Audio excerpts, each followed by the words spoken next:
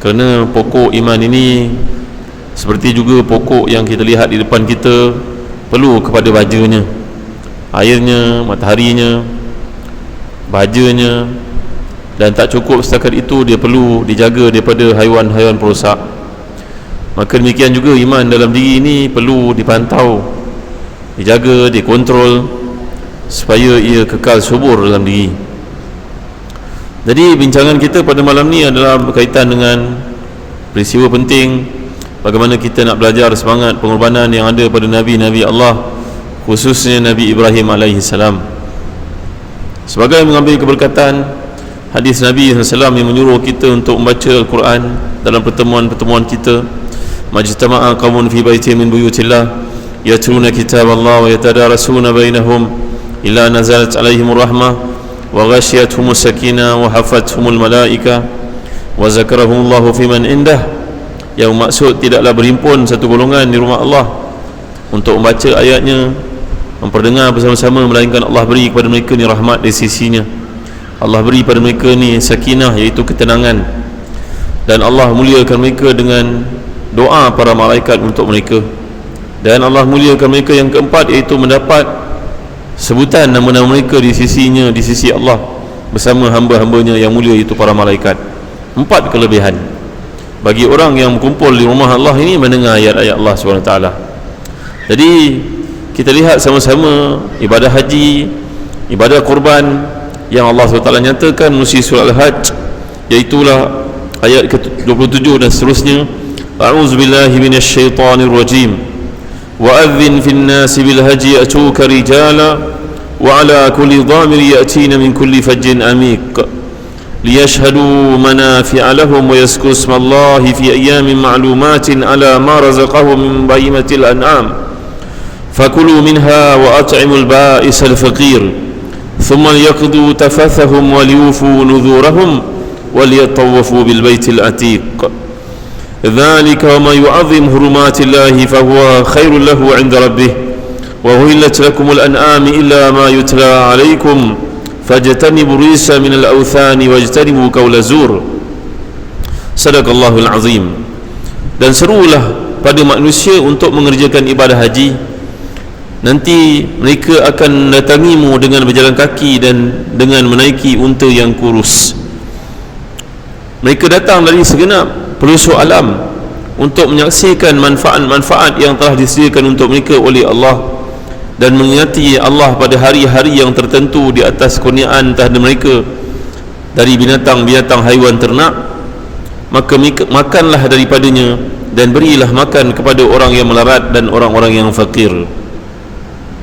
Kemudian mereka pun menunaikan ibadah mereka dalam keadaan kotor, itu kotor bolor berdebu, dan mereka menunaikan nazar-nazar mereka, lalu mereka pun tawaf di rumah Allah yang sangat mulia itu.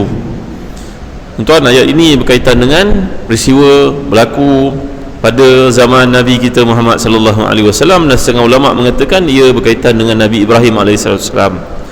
Iaitulah Nabi Ibrahim, Nabi yang sangat banyak ujiannya di sisi Allah Subhanahu Wa Taala. Kita baca dalam Quran banyak kisah Nabi Ibrahim. Sebagai contohnya, wa izibtala Ibrahim rabbuhu bikalimatin fa'atammahun qala inni ja'iluka linasi imama qala wa min dhurriyyati qala la yanalu ahadiz zalimin.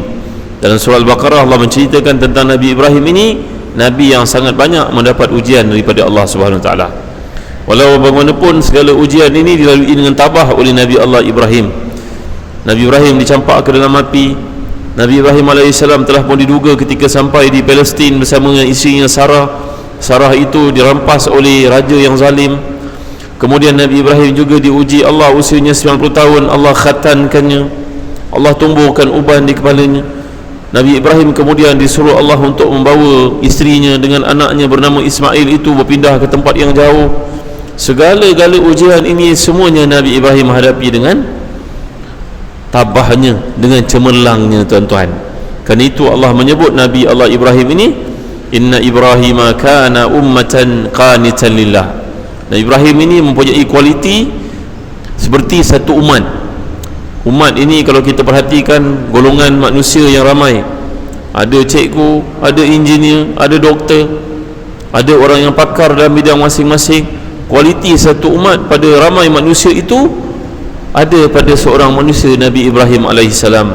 Dan Nabi Ibrahim ini mendapat gelaran di sisi Allah Abul Anbiya, Khalilullah. Abul Anbiya berarti bapa kepada para anbiya, ya.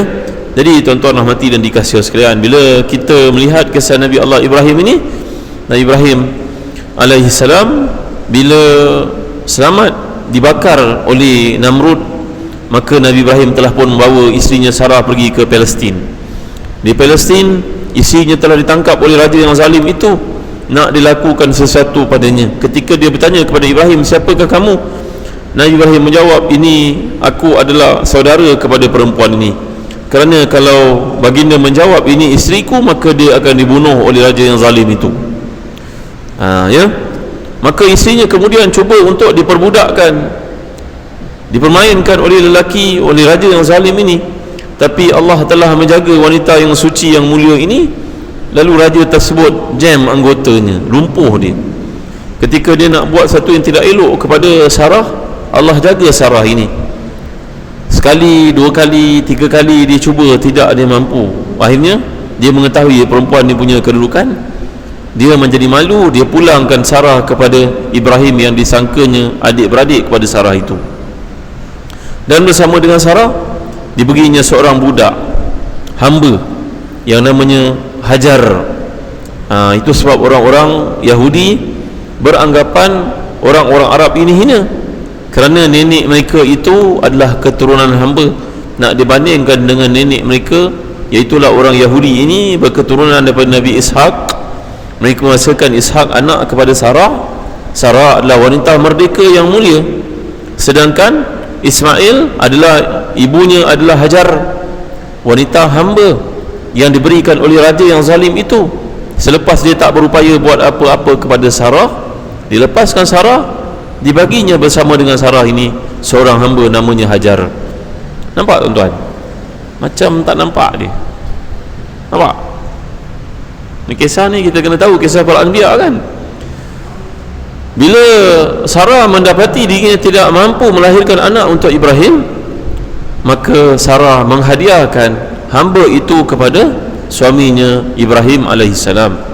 Dan Ibrahim pun menikahi wanita yang namanya Hajar itu, dan Hajar pun mengandung, melahirkan putera buat Nabi Ibrahim. Anak yang pertama dinamakan olehnya dengan wahyu daripada Allah Ismail. Ya, dalam sejarah mengatakan bahawa sebenarnya Hajar ini bukannya hamba, dia seorang wanita merdeka macam majikannya Hajar Sarah itu. Cuma dia telah pun ditangkap dalam satu perjalanan, akhirnya dijual sebagai hamba. Macamlah kisah Nabi Yusuf alaihissalam, yang akhirnya berakhir hidupnya sebagai hamba, masuk dalam penjara, akhirnya keluar menjadi raja, menjadi orang penting. Jadi Hajar ini bukan hamba sebenarnya, dia seorang wanita merdeka. Ketika dia dalam perjalanan, dia ditangkap oleh penyamun-penyamun di jalanan ini, lalu ditangkap, dijualnya. Zaman dulu-dulu ada hamba. Hamba sudah pun berakhir, ya, kerana berapa puluh tahun yang lalu, 80 tahun yang lalu, kerajaan Turki Osmani telah pun menandatangani satu perjanjian dengan Spain pada masa itu.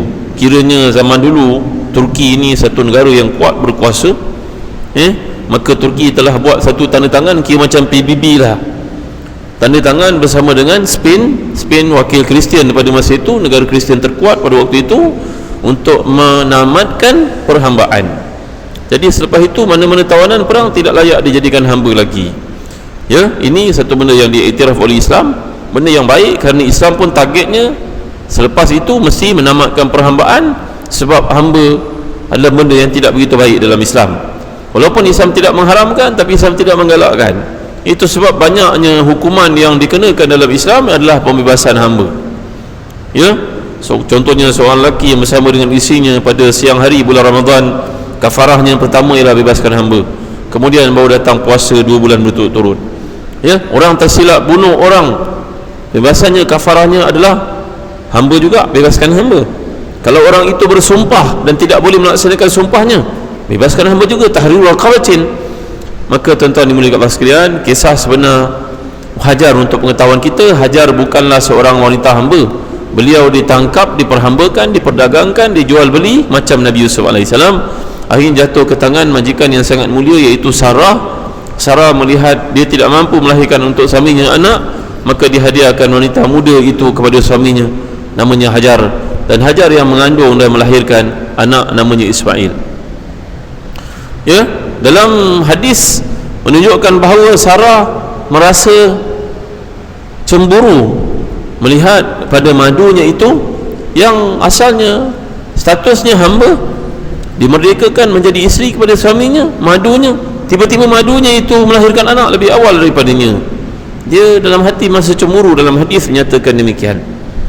Lalu para ulama mengistinbatkan cemburunya seorang madu kepada madunya, wanita itu kepada madunya bukannya dosa. Itu fitrah orang perempuan biasa, cuma ia hendaklah ditangani dengan cara yang betul. Ya, maka si Sarah akhirnya melihat dengan penuh rasa hasad, dengki kepada madunya dan anaknya disayangi oleh Ibrahim alaihissalam. Maka itu menjadi takdir Allah untuk Nabi Ibrahim membawa puteranya itu dengan ibunya sekali jauh ke Mekah. Tuan-tuan dimuliakan Allah sekalian, biwadin ghairi zari'in inda baitikal muharram rabbana liyuqimus salah faj'al afidatan minan nasi tahwi ilaihim. Allah sebut di beberapa tempat daripada Al-Quranul Karim. Dan Nabi Ibrahim AS membawa Hajar pergi jauh, dan tiba di tempat itu Allah memerintahkannya untuk meninggalkan isterinya itu dengan anaknya Ismail. Tuan-tuan dimuliakan Allah sekalian, bayangkan pengorbanan yang sangat hebat. Kita bukan nak cerita sembelih korbannya tuan-tuan, kita nak cerita sebelum itu. Kerana betapa ramai orang yang pergi melaksanakan ibadah haji dan juga umrah, dia tidak faham kenapa dia melakukan demikian. Malang sekali. Ya, maka Hajar ditinggalkan bersama dengan puteranya Ismail yang masih kecil, masih minum susu, breastfeeding lagi tuan-tuan. Tiba-tiba suaminya berkata, tiba aku akan pulang. Maka Hajar bertanyalah kepada suaminya, wahai Ibrahim, kenapa kau tinggalkan kami di sini? Siapa yang suruh? Akhirnya Hajar sendiri menjawab, adakah Allah? Nabi Ibrahim menjawab, iya.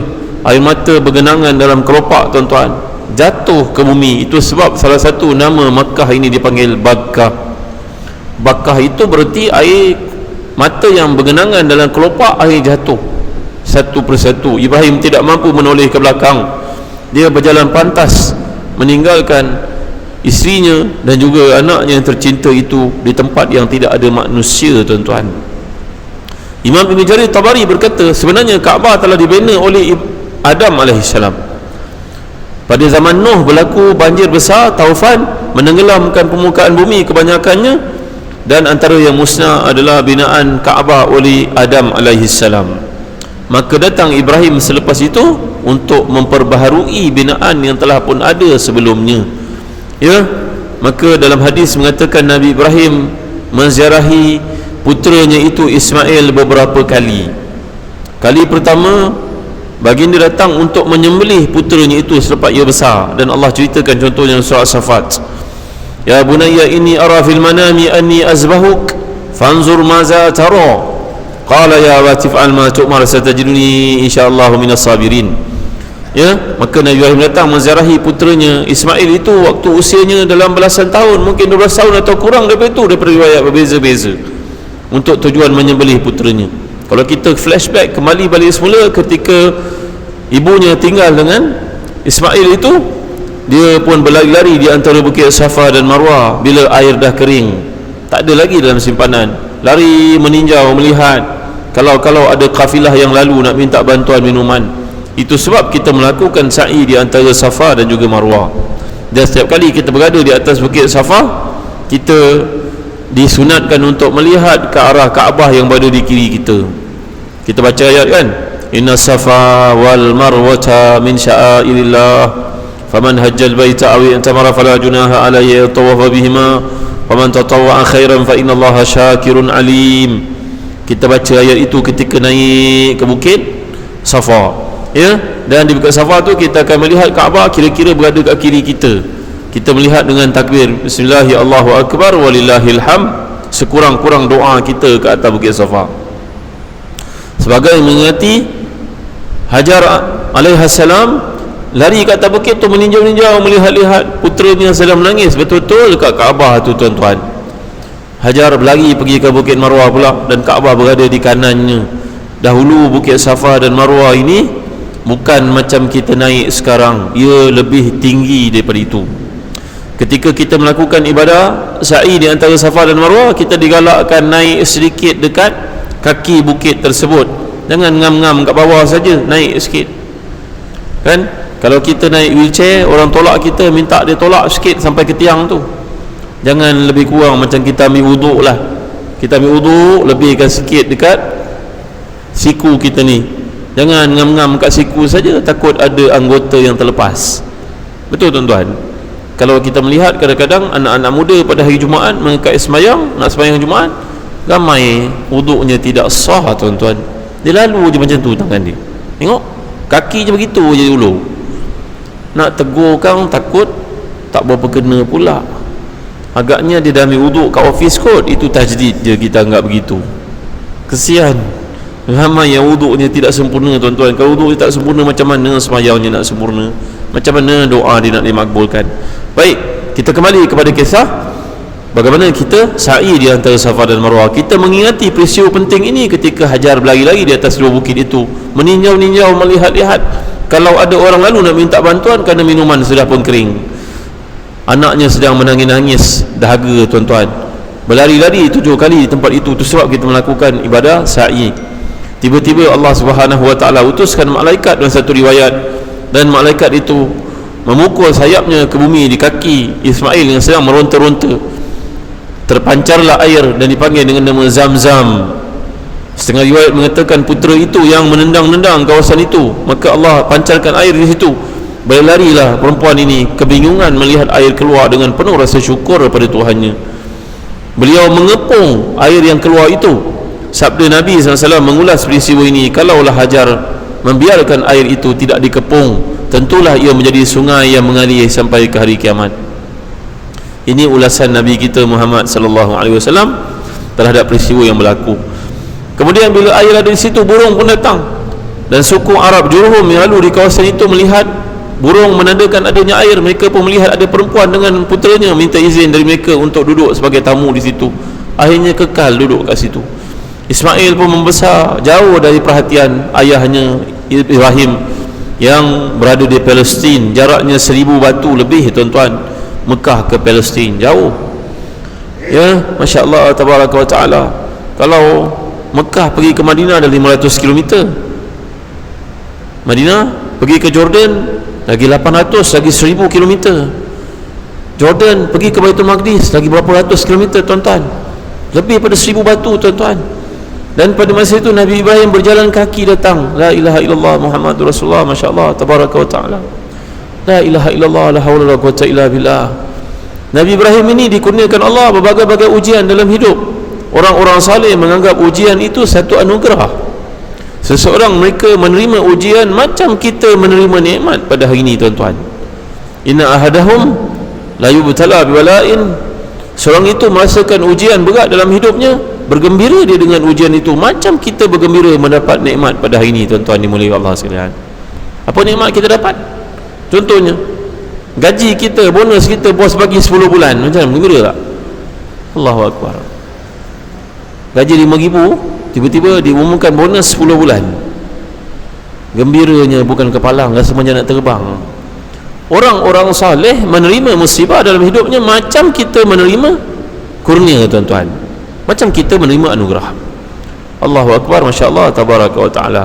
Menangis itu menangis, tapi rasa lega kerana Allah tentunya menetapkan di sebalik ujian itu ada pengampunan, ada meninggikan darjat olehnya. Ya, maka Ismail pun membesar. Ketika usia dalam 9, 10, 11, 12, riwayat berbeza-beza, tiba-tiba Ibrahim datang dan perintah Allah adalah untuk menyembelihnya. Bayangkan tuan-tuan, anak itu jauh daripada kita, tiba-tiba datang perintah Allah SWT, ya bunayya inni ara fil manami anni azbahuk fanzur maza tara. Wahai puteraku, aku melihat dalam tidurku Allah memerintahkan aku untuk menyembelihmu. Kerana mimpinya seorang Nabi adalah wahyu daripada Allah SWT. Maka Nabi Ibrahim pun membawalah putranya Ismail pergi jauh dari rumah. Dalam hatinya tertanya-tanya, tapi redanya pada ketetapan Allah SWT itu tidak ada persoalan sama sekali. La ilaha illallah Muhammadur Rasulullah. Maka Ibrahim AS membawa putranya sampai di Mina. Di Mina iblis datang memikatnya, menggodanya, berkata, wahai Ibrahim, kau berkahwin dengan siapa ya? Umur kau 90 tahun baru dikurniakan anak. Adakah engkau nak sembelih anakmu, wahai Ibrahim? Fikir balik, wahai Ibrahim. Ibrahim AS baling syaitan dengan batu. Dan itu sebabnya kita pergi menunaikan ibadah haji, ada ibadah namanya melontar jamrah, sebagai manifestasi rasa syukur pada Allah kerana Allah pilih kita datang ke sana, dan kita declare bahawa kita memusuhi syaitan sebagai musuh utama dalam hidup kita, tuan-tuan. Kita bergaduh pasal apa, tuan-tuan? Pasal bisikan syaitan, ya. Dan syaitan ni tiba-tiba ke akhirat besok berkata, innallaha wa'adakum wa'adal haqq wa wa'atukum fa akhlaftukum. Allah menjanjikan kepada kamu janji yang benar, tapi aku janji pada kamu juga janji aku penipuan, tapi kamu benarkan aku buat apa? Nanti syaitan akan berkata di akhirat. Tapi kita kat dunia selalu bersisir, bergaduh kerana syaitan. Sebagai contohnya suami isteri, kalau bergaduh, berpisah, itu adalah kejayaan paling besar syaitan. Kerana dalam hadis sahih riwayat Muslim, syaitan yang paling besar ini namanya Azazil, mengutuskan bala tenteranya setiap hari untuk pergi menggoda, menyusahkan, menyesatkan manusia. Nanti menjelang petang maghrib, syaitan pulang semula ke pangkuan bosnya dan memberikan laporan apa yang telah mereka lakukan.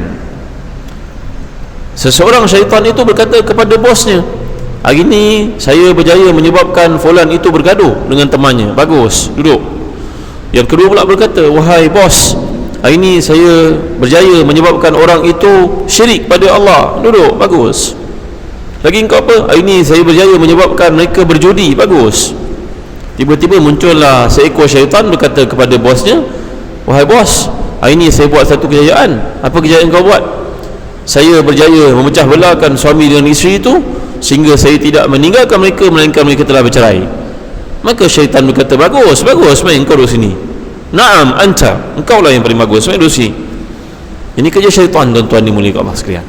Maka seseorang kita bila pergi menunaikan ibadah haji, melontar kat situ mengikuti pengorbanan Nabi Ibrahim yang nak menyembelih putranya Ismail, mendapatnya dengan susah payah, tiba-tiba perintah Allah ditaati, maka Ibrahim melontar syaitan dekat situ sebagai membuktikan pemusuhan terhadap syaitan, laknatullah.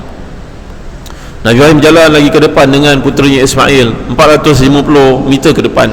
Datang lagi syaitan bertanya lagi kepadanya, dilontar lagi oleh Ibrahim AS. Jalan lagi ke depan 400 meter, datang lagi syaitan, dilontar lagi oleh Ibrahim AS. Akhirnya syaitan pun lenyap, dan Nabi Ibrahim pun membawa Ismail ke satu tempat. Kalau kita pergi kat Mina, kita nampak ada tempat ditinggalkan sebagai tanda. Dulu kerajaan Osmania Turkiya, mereka cenderung untuk meninggalkan makam-makam ini. Makam ni bukan kubur, meninggalkan monumen-monumen ini sebagai satu tanda untuk kita lihat dan datang pengiktibaran. Kerana kalau kita pergi tengok, kita rasa kita teringat, kan tuan-tuan? Ya, kalau kita lalu kat rumah yang kita dibesarkan masa kecil-kecil tu, hari raya kita tengok sedih dulu kena sebat dengan ayah kat sini contohnya, betul tak? Balik lambat je kena sebat dengan getah paip.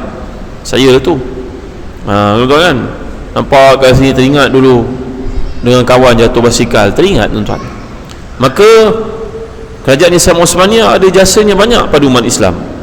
Kalau kita pergi ke Baitul Maqdis, banyak kesan-kesan yang kerajaan Islam Osmania yang buat untuk mengingatkan kita kepada datuk nenek moyang kita, yang mereka ini semua merupakan umat Islam yang sangat kuat walaupun bangsa kita berbeza-beza.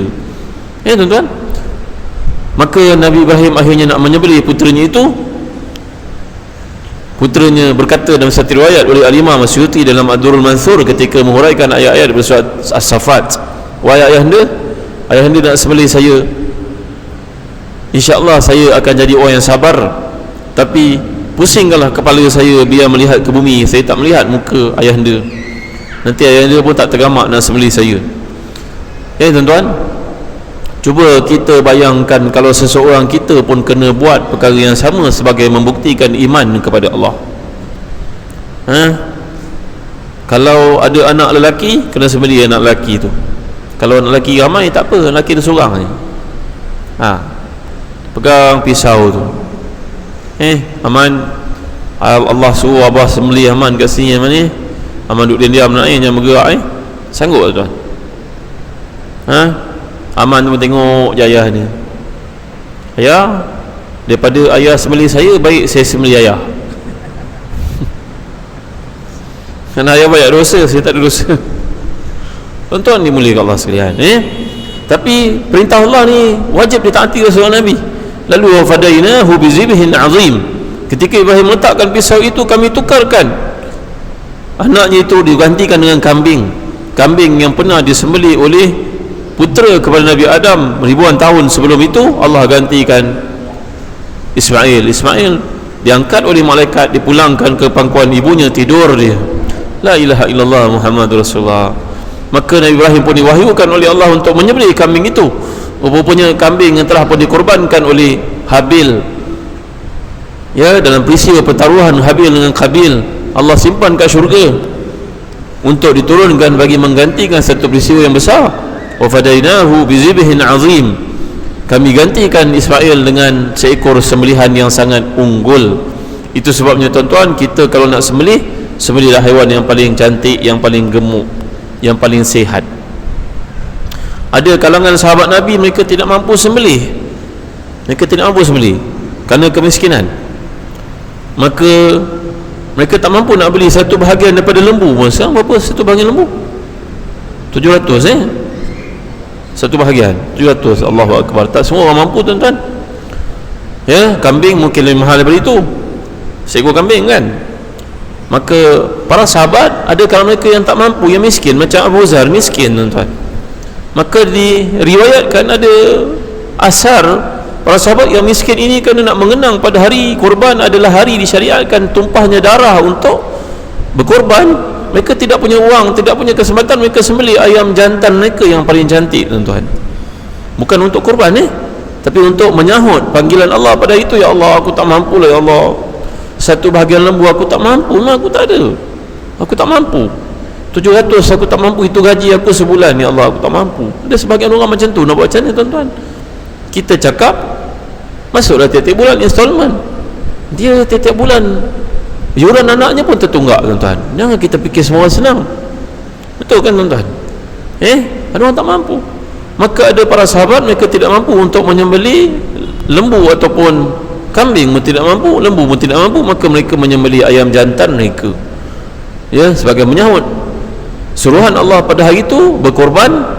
Maka saya tak mampu ya Allah, engkau lagi mengetahui keadaan saya sembelih seekor lembu ni, seekor kambing, seekor ayam ini, kami makan satu keluarga, bersyukur pada engkau, ini je mampu aku buat wahai Tuhan.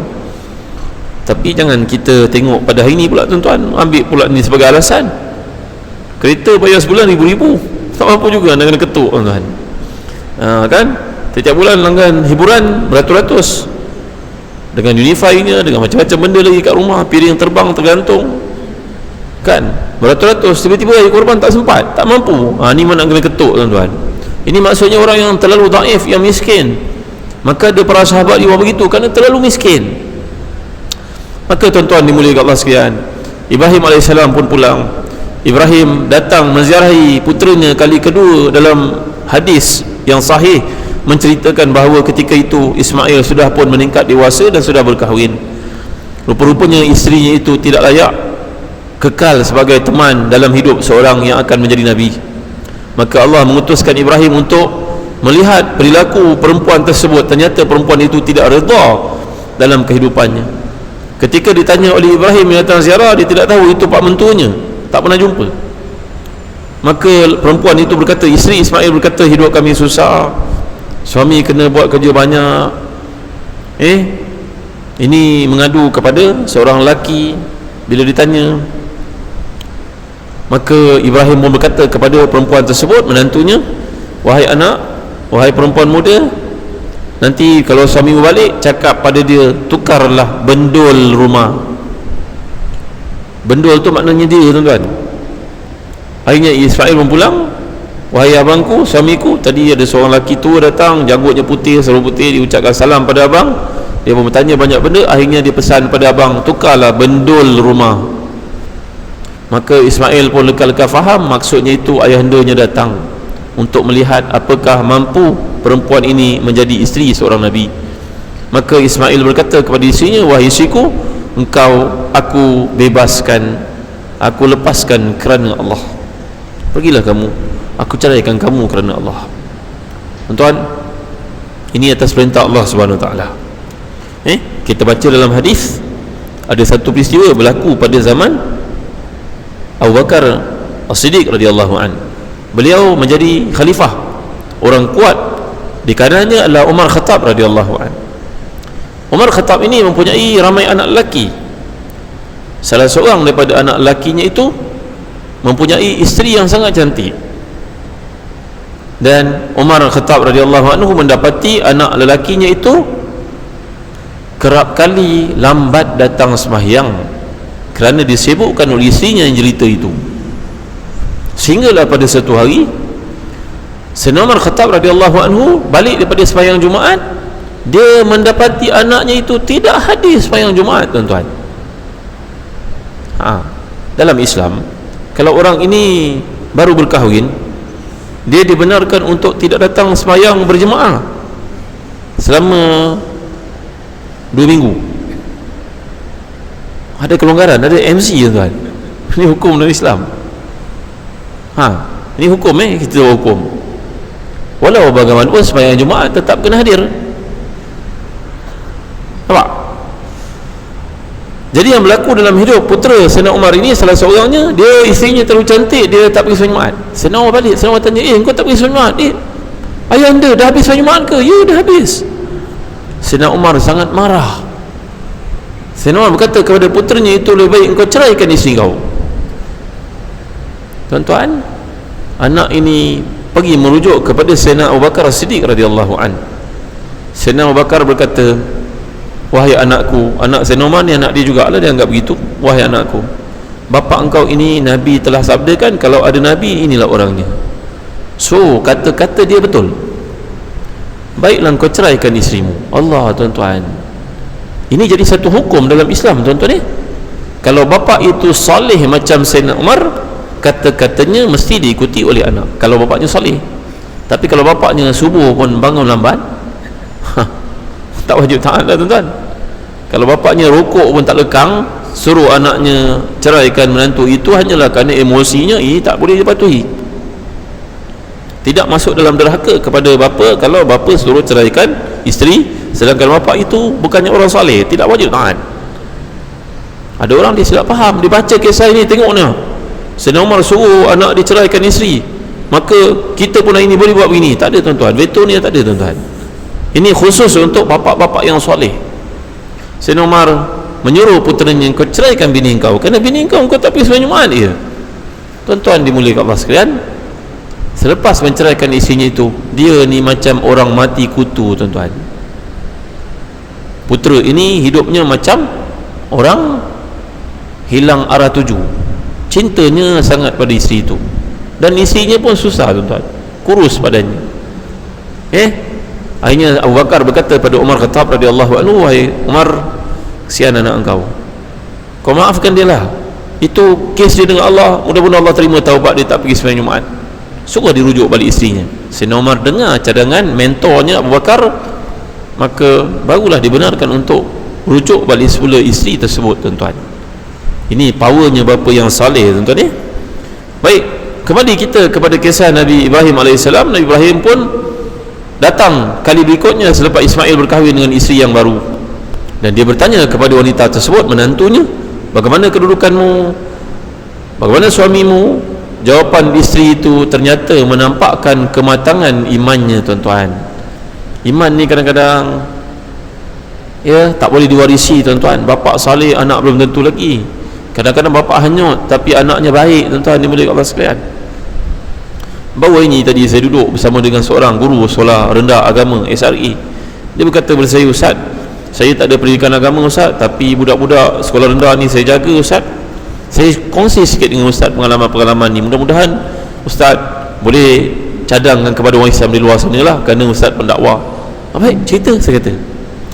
Antara pengalaman menarik saya Ustaz, saya berjaya menyebabkan dengan hidayah daripada Allah, yang Allah beri ilham pada saya untuk terang kepada anak murid saya dari satu ni sampai maknya pakai tudung. Cuba cerita macam mana? Hebat ni. Dia kata budak ni budak baik, maknya tak pakai tudung, tiap-tiap hari datang menghantar dia, mengambil dia soal agama, tak pakai tudung. Tuan-tuan, budak ni datang jumpa saya darjah 1, dia cakap pada saya, Ustaz, saya malu lah mak saya tak pakai tudung, mak orang lain semua pakai tudung. Allahu Akbar. Sucinya hatimu wahai anak usia umur 7 tahun. Saya cakap inilah kat budak ni, nak macam mana kalau engkau buat cerita yang engkau bermimpi, kamu mimpi, dalam mimpi kamu lihat mak kamu pakai tudung pergi haji. Budak ni agak sulung ya, ibunya masih muda. Dia pun cakap pada mak dia, mak, malam tadi Ahmad mimpi, mak, Ahmad mimpi jumpa mak pergi haji. Pergi haji, Allahu Akbar. Peluknya anak dia. Dan balik pada haji itu, Ahmad melihat mak dah pakai tudung, cantiknya mak pakai tudung. Tuan-tuan, dengan hidayah Allah, perempuan itu pakai tudung dan tidak menanggalkan tudung lagi selepas itu. Hebat ni. Azan ni. Baik. Bagaimana seorang wanita yang salihah menjawab apabila ditanyakan tentang kehidupannya, menjawab dengan penuh hikmah. Dalam dakwah ni perlu pada hikmah, tuan-tuan.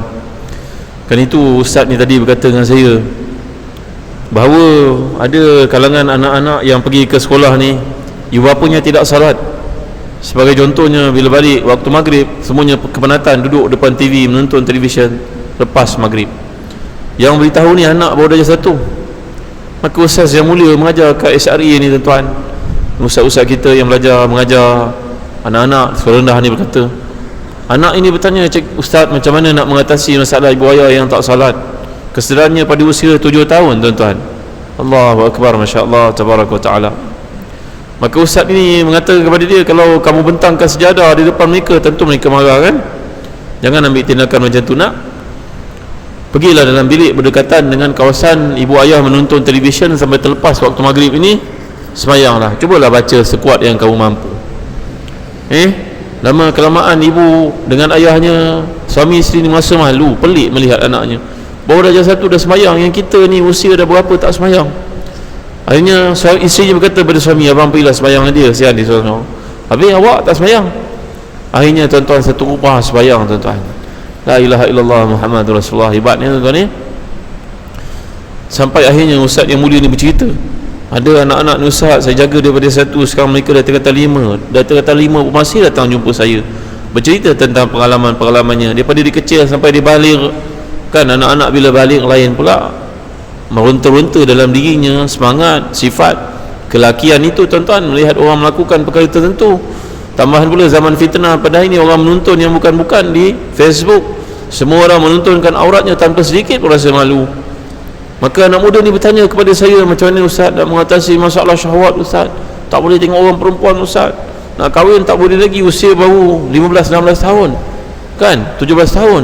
Tapi tengok orang perempuan ni rasa semacam ustaz. Ustaz dia mengajar dia, sebenarnya ustaz macam kamu juga.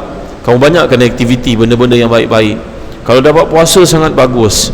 Ya, macam contohnya bulan-bulan Islami, Isnin puasa, cuba Isnin Khamis cuba puasa. Cuba cari hari 13, 14, 15 hari. Hari kamu, hari birthday kamu, cuba kamu puasa. Macam Rasulullah SAW suka puasa pada Isnin, kerana baginda dilahirkan pada hari Isnin. Ustaz ni bagi cadangan-cadangan kepada dia, tuan-tuan. Mungkin daripada 10 yang dicadangkan, 2 dia boleh amalkan. Alhamdulillah. La an yahdiyallahu rajulan wahidan khairul laka min humrin na'am. Kalau Allah beri hidayah kepada mereka dengan sebab apa yang kamu katakan, kamu usahakan, lebih baik daripada dunia dan sisi kandungnya. Saya dapati banyak masjid dekat Kuala Lumpur pada hari ini, hari Isnin Khamis, mereka menyediakan tempat untuk berbuka puasa sebagai galakan. Masjid, tuan-tuan, ada? Alhamdulillah ada. Tuan-tuan cuba buat banyak aktiviti, tarik orang-orang muda ini untuk datang ke masjid, supaya ini satu usaha kita, tuan-tuan dimuliakan Allah sekalian. Maka kembali kepada kisah Nabi Ibrahim ni tadi, maka dia menemunuga menantunya itu. Sukar macam mana sekalipun dalam hidup, janganlah kita merasa lelah dan penat, tuan-tuan. Ibu-ibu kat belakang sana ada masalah banyak dalam hidup, kita menyangkakan hidup ni sentiasa indah. Kalau kita melihat dalam tontonan televisyen, pelakon-pelakon itu melambangkan kehidupan yang mewah, kehidupannya, bercutinya, pakaiannya, rumahnya, betul tak tuan-tuan? Ini semua penipuan tuan-tuan. Maka bila kita melihat, kita pun jadi lalai, kita pun terbayang-bayang ada tak kehidupan yang macam tu, padahal pelakon itu lebih susah hidupnya daripada kita sebenarnya tuan-tuan. Sampai ada seorang pelakon, isterinya berkata kepada seorang ustaz, isteri pelakon ini berkata kepada ustaz tersebut, ustaz tu sahabat baik saya, dia berkata, ustaz, suami saya pelakon terhebat, orang hebat sangat lakonan dia lah, terlalu banyak berlakon. Di balik rumah saya pun tak tahu dia cakap betul ke tidak, ke dia berlakon juga. La ilaha illallah. Gurau lah tuan-tuan ni, gurau, tapi cerita ni betul-betul berlaku. Baik kan, itu sebabnya kita perlu melawat orang sakit, melawat orang meninggal dunia, melawat orang susah, supaya kita merasakan diri kita dalam nikmat. Kalau kita rasa susah sekalipun, macam mana? Ucapkanlah la haula wala quwata illa billah, la haula wala quwata illa billah, la haula wala quwata illa billah. Kalau dalam hadis kata Ibnu Qayyim dalam kitabnya Zadul Ma'ad, bila Nabi susah hati, Nabi tengok ke langit, pegang janggutnya dan mengucapkan la haula wala quwata illa billah, la haula wala quwata illa billah. Kalau boleh amalkan doa-doa lagi baik.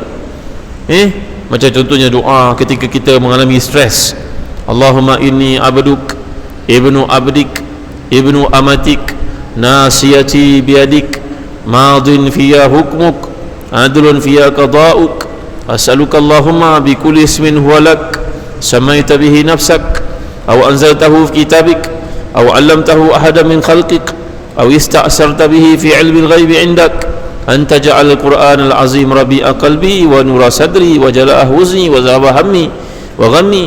Doa ini Nabi ajarkan, kalau kita dapat baca ketika ditimpa kesukaran, maka Allah akan hilangkan kesukaran tersebut. Dan para sahabat berkata, belajarlah doa ini dan hafalkan dan ajar kepada semua orang keliling kamu, kerana ia satu kebenaran. Kan tuan-tuan? Sayyidatina Fatimah dalam hidupnya ketika susah hati, merasa hidupnya susah, Nabi pegang tangan putrinya tercinta itu, terasa kematu tangan itu. Betapa tidak, setiap hari dia berjalan hampir 1 kilometer untuk mengangkat air dengan kedua-dua tangan, 2 timba, basuh baju, sediakan makanan, kerana suaminya Ali radhiyallahu anhu memilih hidup serba sederhana, tidak mahu hidup senang, tidak mahu jadi orang kaya. Bahawa Sayyidina Ali memilih kehidupan sederhana. Maka dia minta kepada Rasulullah, kalau ada hamba yang nak diberi kepada kami, boleh ringankan kerja-kerja rumah dengan baik ibu-ibu. Maka Nabi pesan, sebelum tidur setiap malam, amalkan olehmu subhanallah 33, alhamdulillah 33, Allahu Akbar 33, dan tutuplah ke 100 dengan ucapan la ilaha illallah wahdahu la syarikalah lahul mulku wa lahul hamdu wa huwa ala kulli syai'in qadir. Nanti Allah akan meluputkan semua rasa sengsara dalam diri. Nampak ibu-ibu? Beringat subhanallah 33, alhamdulillah 33, Allahu Akbar 33, tutup dengan la ilaha illallah wahdahu la syarikalah lahul mulku wa lahul hamdu wa huwa ala kulli syai'in qadir. Allah hilangkan semua keserabutan dalam diri. Baik, kembali kepada kisah Nabi Ibrahim lagi. Kini wanita tersebut layak untuk dikekalkan sebagai menantunya, menemani suaminya iaitu putera Ibrahim ini namanya Ismail, kerana dia mempunyai kecekalan yang luar biasa. Tuan-tuan, maka pulanglah suaminya, dan isinya berkata, tadi datang seorang lelaki, rambutnya putih, janggutnya putih, orang tua. Dia bertanya salam, akhirnya dia mengatakan salam untuk abang dan katakan kepada abang, kekalkan bendul rumah ini. Maka suaminya leka-leka faham, ini ayahandanya datang, ayahandanya redha, dia menjadi isterinya kerana kecekalannya tadi tuan-tuan. Kemudian Nabi Ibrahim pulang lagi. Kali keempat datangnya Ibrahim ke Mekah, dikatakan isterinya bernama Hajar itu sudah wafat. Masya Allah, tabaraka wa ta'ala. Semua perintah daripada Allah tuan-tuan. Dan Allah pun menceritakan, wa iz yarfa'u Ibrahimul qawa'ida minal baiti wa Ismail rabbana taqabbal minna innaka antas samiul alim rabbana waj'alna muslimaini laka wa min dhurriyyatina ummatan muslimatan lak wa arina manasikana wa tub alaina innaka antat tawwabur rahim. Nabi Ibrahim pun datang kali yang berikutnya, dan pada masa itu isterinya telah meninggal dunia, dan dia datang, dia pun melakukan apa yang dilakukan oleh seorang lelaki terhadap putera yang lama berpisah daripadanya. Dia peluknya, dia ciumnya. Allah memerintahkan mereka untuk membina Kaabah, dan Ismail membantu ayahandanya Ibrahim mengangkat batu, dan Allah kekalkan tempat pijaknya Nabi Ibrahim itu kita panggil sebagai maqam Ibrahim. Wattakhizu min maqami Ibrahim musalla. Kalau kita pergi menunaikan ibadah haji ataupun umrah, jangan lupa ada banyak tempat mustajab doa. Pertama, Hajar Aswad. Nombor dua, dekat Hajar Aswad sebelah dengannya, kalau kita lihat sebelah kiri kita Hajar Aswad, lebih kurang daripada Hajar Aswad membawa kepada pintu Kaabah, itu namanya multazam. Kalau dapat pegang dinding itu bagus, tak pegang pun tak mengapa. Doa kat situ. Itu tempat kedua. Tempat ketiga, pintu Kaabah. Tempat keempat, makam Ibrahim. Kita nak doakan makam Ibrahim tu mesti dah prepare dalam hati. Kalau kita duduk situ menghadap berdoa, memang kena halau lah dengan tentera Saudi tu. So kita siap-siap dalam hati. Setiap kali kita pusing, kita lalu kat kawasan makam Ibrahim tu, kita doa, ya Allah, ya Tuhan, ya kehidupan aku susah, serba tak cukup, rezeki aku sempit, Engkau luaskanlah ya Allah. Contoh kan, ya Allah, kami adik-beradik banyak masalah, bersisih faham, tak selesai isu tanah, selesaikan kami. Doa contoh. Ini tempat keempat. Kelima, dekat dalam Hijr Ismail. Yang keenam, di bawah pancuran emas. Yang ketujuh, dekat Bukit Safa. Banyak orang ketika melakukan sa'i tergesa-gesa untuk menamatkannya, macam bas ekspres tuan-tuan, berlumba-lumba, rugi. Sebenarnya kita disuruh di situ untuk banyakkan doa. Naik dia dekat Bukit Safa tu, jangan lekas-lekas turun, dia menghadap Kaabah berdoa. Alangkah banyaknya hajat dalam hati kita. Rugi kalau tidak berdoa, tuan-tuan dimuliakan Allah sekalian. Satu hari Imam Nasafi bercerita, aku nak pergi ke Mekah menunaikan ibadah haji, mengambil masa 3 bulan untuk sampai. Ketika aku sedang tawaf keliling Kaabah itu, aku melihat seorang tua. Pada masa itu Imam Nasafi masih muda lagi. Orang tua yang putih dan juga bongkok. Dia sempat berbual-bual denganku, bertanya, wahai anak, daripada mana engkau datang? Nampaknya engkau masih muda lagi. Aku menjawab dengan penuh kebanggaan, wahai pakcik, saya datang daripada jauh. Berapa jauh itu? Dia menjawab, saya datang ke sini pakcik 3 bulan perjalanan. Pakcik itu berkata, kalau begitu engkau merupakan jiran tetangga kepada Makkah. Terkejut saya, macam mana pula 3 bulan perjalanan dianggap sebagai jiran? Kenapa pakcik kata saya jiran? Pakcik itu menjawab, aku 3 tahun nak sampai ke sini. La ilaha illallah Muhammad Rasulullah. Lalu pakcik itu berkata dalam satu bait yang indah, zur man syi'ta wa in syattat bika diyaru wa hala min dunihi hujubun wa astaru la yamna'annaka bu'dun an ziyaratihi innal muhibba liman yuhibbu zawaru. Ya, ziarahilah orang yang kau cinta itu berkali-kali walaupun sukar, kerana orang yang cinta pada seseorang, dia tidak merasa jarak itu sebagai halangan. Ya, kerana orang yang mencintai seseorang, dia akan pergi ke tempat itu walaupun sukar, walaupun jauh perjalanan. Janganlah dia menjadikan halangan itu, mengatakan jarak jauh sebagai penghalang untuk pergi bertemu dengan kekasihnya. Maka orang tua itu pun hilang dari pandangan ketika aku mendengar ucapan-ucapan yang sangat indah diucapkan itu. Tuan-tuan dimuliakan Allah sekalian, ini tempat yang kita kena doa. Lagi kalau kita menunaikan ibadah haji, ada Arafah, ada Mina, Muzdalifah. Ini semua pelengkap doa kita, tuan-tuan. Sebelum pergi itu, kalau menunaikan ibadah haji, dah siap tulis dah apa doa-doa yang kita nak panjatkan. Dan ketika kita berada ke Arafah itu, tuan-tuan, kita cakap pada isteri kita baik. Kalau kita pergi dengan isteri kita kan, sayang, tadi lepas zuhur kita dah doa sama-sama, kamu dah aminkan doa abang kan. Sekarang lepas asar, Nabi menyuruh kita untuk pergi ke tempat yang jauh sikit daripada orang ramai. Kira-kira macam dah kurang panas itu, panas tetap panas lah, tapi jauh kurang panas berbanding dengan zuhur. Mari kita pergi kat bukit-bukit ni, abang pegang kamu, tapi kamu ada doa, kamu doa, abang ada doa, abang doa. Kerana waktu itu waktu patut kita duduk secara infiradi dengan Allah Subhanahu Wa Taala. Tuan-tuan, banyak pengalaman menarik tuan. Ada seorang sahabat, anaknya sakit sudah lebih 10 tahun, anak perempuannya satu itu. Dia sudah mendapatkan rawatan, dia berbagai-bagai doktor pakar, mereka pun tidak tahu bagaimana nak merawatnya lagi. Sekarang anaknya sudah masuk ke usia college, pas SPM. Mungkin tak berapa lama lagi dia akan disunting orang, dipilih sebagai isteri. Kalau sakitnya begini, macam manalah dia nak berkahwin? Ustaz ini terfikir tuan-tuan ya, dia kerap pergi ke menunaikan ibadah haji dan umrah. Maka kali itu dia mendapat jemputan, isinya berkata, kalau abang dapat kali ni, abang pergilah, abang doalah untuk puteri kita yang seorang-seorang tu, moga-moga Allah makbulkan doa abang untuk kali yang berikutnya. Kita ni kadang-kadang tuan-tuan berdoa, dalam hadis mengatakan Allah berfirman kepada malaikat-malaikatnya, la ta'jal bi qada'i hawaiji abdi fa inni uhibbu an asma'a kalamahu. Jangan lekas-lekas engkau ambil doa hamba-ku, engkau bawa pada aku, kau biarkan dulu, kerana aku suka dengan dia minta-minta. Kan tuan-tuan, masa anak kita kecil-kecil, kita suka dengar dia minta-minta kan. Bah, nak aiskrim bah, aiskrim bah, beri ni bah, beri bah. Kita suka dengan anak kita cakap. Tiba-tiba bila dia dah besar, dia tak minta apa-apa lagi pada kita. Betul tak tuan-tuan? Dia pun dah ada hidup sendiri, dia pun dah pandai, dia pun ada kerja, dia pun ada duit, tak minta apa kita. Kita pun terasa, ya Allah, dulu kau minta macam-macam ya, sekarang. Tuan-tuan, ada hadis mengatakan demikian. Maka ustaz ini berdoa, Allah belum makbulkan. Dia tetap baik sangka dengan Allah, dan kali itu dia pergilah ke Arafah berdoa dalam musim haji. Tuan-tuan, ketika dia berdoa, menangis tuan-tuan.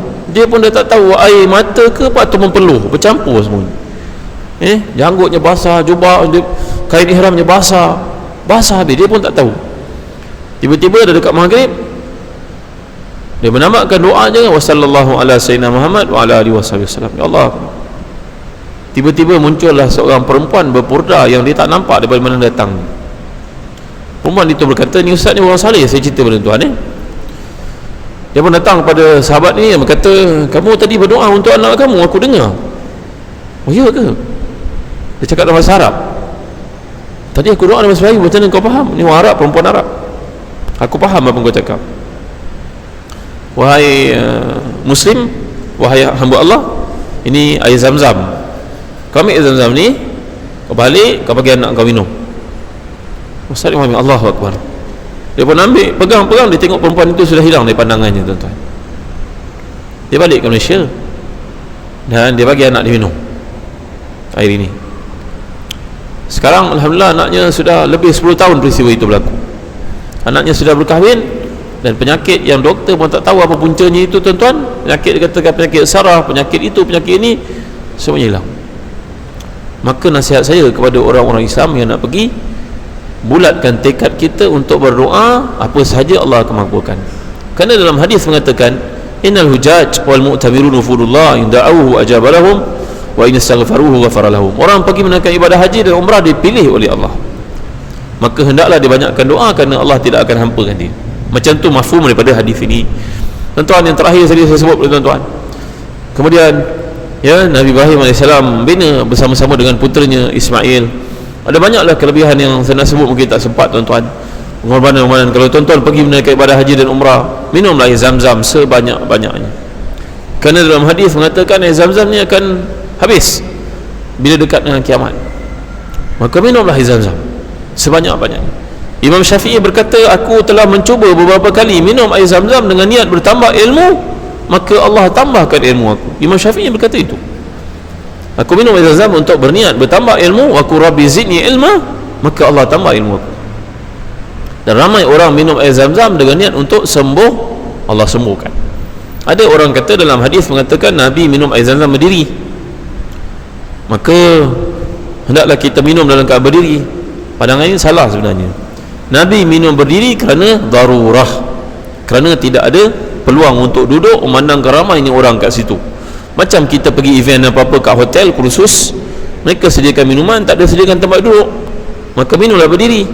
Kerana tak ada tempat duduk, takkan kita nak ambil cawan untuk pergi duduk mencangkung tepi dinding minum seseorang.